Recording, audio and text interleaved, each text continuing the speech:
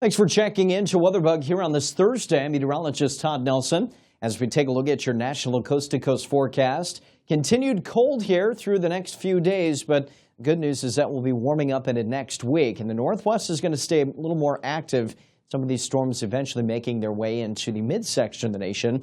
Look at how cold it was yesterday. 37 in Minneapolis, almost 20 degrees colder than average. New York, plenty chilly yesterday, even Dallas, but Phoenix, 93 yesterday, and today will still be about 5 to 10 degrees above average. And this is where some of the warmth is going to be bubbling up from later into, say, this week and also into your next week time frame. But still plenty cold from, say, the Midwest into the eastern seaboard. Still plenty chilly along the eastern seaboard on your Friday, 10 degrees below average in Minneapolis. But the 6 to 10 day temperature outlook, which will take us from April 22nd to the 26th, shows a pretty good chance of above average temperatures here finally as we take into the eastern two-thirds of the nation. Some of the suburbs around the Minneapolis region, at least just north, anywhere from 6 to nearly 20 inches of snow. That's ridiculous, and you can see the snowfall along the front range of the Rockies here.